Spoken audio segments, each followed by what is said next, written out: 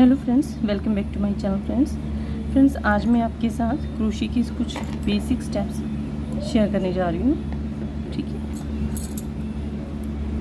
ये मेरी 4 प्लाई की वूल है और ये क्रोशिया हुक नंबर है 9। ठीक है फ्रेंड्स, तो सबसे पहले हम स्लिप नोट से स्टार्ट करेंगे। स्लिप नोट बनाने के लिए ये देखिए, ये जहाँ से स्टार्टिंग पॉइंट है धागे की, ठीक है, इसे नीचे रखेंगी और ये दूसरा जो लंबा धागा है, ठीक है, इसे ऊपर रखेंगे। इसके बाद इसके नीचे से ले जाके इस पॉइंट को हम खींचेंगे। ठीक है, ये हमारी स्लिप नोट होगी। अब सेकंड बेसिक स्टेप है क्रोशिया हुक को पकड़ने का। इसके 2 मेथड है। ठीक है, या तो आप इसे ऐसे नाइफ की तरह होल्ड करेंगे या जैसे हम पेंसिल या पेन पकड़ते हैं अपने हाथ में वैसे पकड़ेंगे। ठीक है, मैं जब भी क्रोशिया करती हूँ इसे एक पेंसिल की तरह ही पकड़ती हूँ। तो फ्रेंड्स, ये क्रोशिया जिसमें आप जिस तरह से इसको पकड़ने में कंफर्टेबल हों, आसानी से कर सकें, उस तरह से पकड़ना है। ठीक है, तो या तो आप ऐसे पकड़ कर करेंगे क्रोशिया या फिर ऐसे। ठीक है, अब क्रोशिया हुक को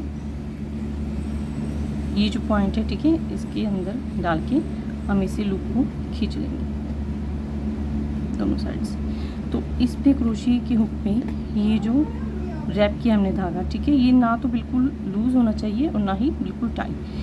ये इतना होना चाहिए जिसमें से आपका क्रोशिया इजीली निकल सके। ठीक है, ये देखिए। अब क्रोशिया के धागे को हाथ में लपेटने के लिए भी 2 मेथड है।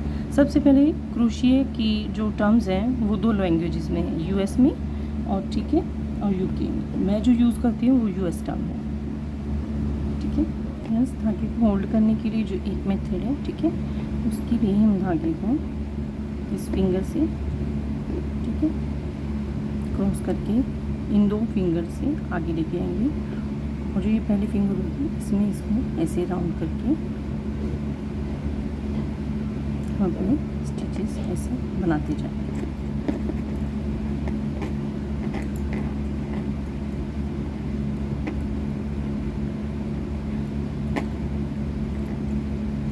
ठीक है फ्रेंड्स, और सेकंड मेथड जो मैं यूजुअली यूज़ करती हूँ वो है मैं सिर्फ अपनी फिंगर्स पे लपेटती हूँ धागे। ठीक है, और उसके बाद अपना क्रोशिया करती हूँ। देखिए फ्रेंड्स, ये कोई सिलाई मशीन नहीं है, मतलब कि आप धागे को कहीं ऐसे होल्ड करेंगे तो गलत हो जाएगा, ऐसा कुछ भी नहीं होता। ये आपके हाथों का हुनर है और आपका टैलेंट है और आपका हार्ड वर्क है। जो बेसिक चीज़ है जिससे क्रोशिया में फ़र्क पड़ता है वो है ये जो पोर्शन है ये धागे का। ठीक है, आप हाथों में कैसे होल्ड करते हैं वो दोनों मेथड आपको बता दिए हैं। जिसमें आप कन्वीनियंट हो, जिसमें आप कंफर्टेबल हो, उसमें आप उस तरह से यूज़ करें। तो जो क्रोशिया पे इफेक्ट डालता है वो है ये धागे का खिंचाव। यहाँ पे ना तो धागा बिल्कुल ही टाइट होना चाहिए और ना ही बिल्कुल ही लूज़ होना चाहिए। ठीक है, अगर आप बिल्कुल लूज़ करते हैं तो देखिए आपकी चेन बहुत लूज़ बनती है, ऐसे लूज़ बनेगी। ठीक है, तो ये भी ठीक नहीं लगती। और अगर आप बिल्कुल टाइट कर देंगे तो ये इतना टाइट हो जाएगा जिसमें से क्रोशिया भी निकल नहीं पाएगा। ये इसका सेकंड। और हर चीज़ जो है क्रोशिया से रिलेटेड है, देखिए ये आपकी प्रैक्टिस पे डिपेंड करती है। तरीके यही रहेंगे, चाहे आप 1 घंटे की वीडियो देख लो या फिर 10 मिनट की। ठीक है, तो इसके बाद जो चेन बनानी है उसके लिए हम क्या करेंगे,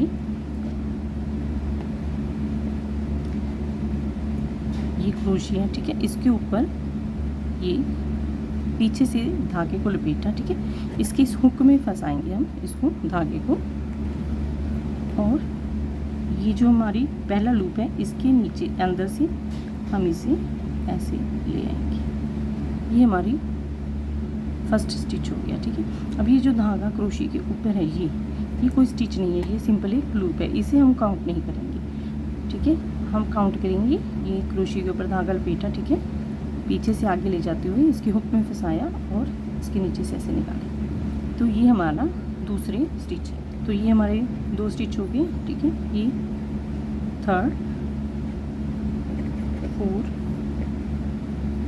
5 6 7 8, ठीक है।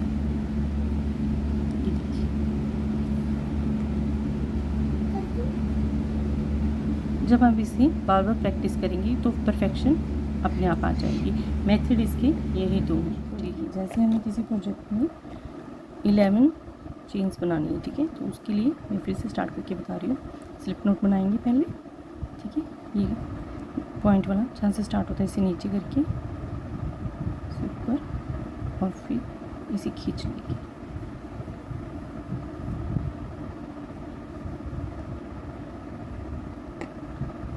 ठीक है फ्रेंड्स, आप इसके अंदर क्रोशिया को डाल देंगे हम।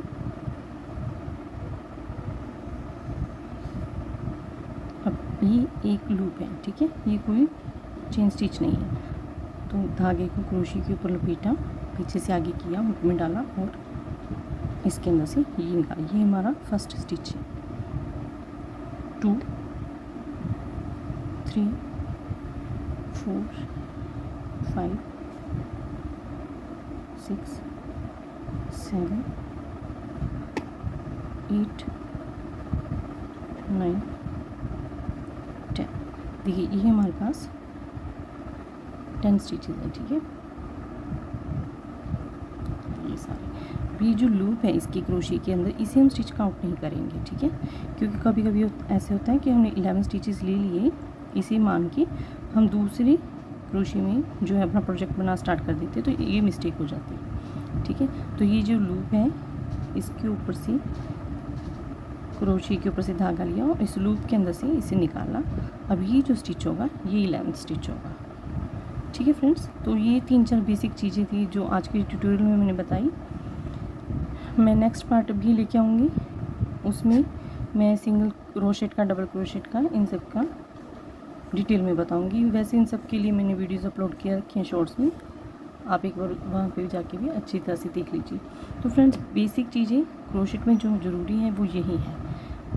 ये आप जितना प्रैक्टिस करोगे उतना ही परफेक्ट होते जाओगे। इसके अलावा और जो कोई पैटर्न है वो आप बार बार प्रैक्टिस करोगे तब आ पाएगा, जो आपकी खुद पे डिपेंड है, ठीक है।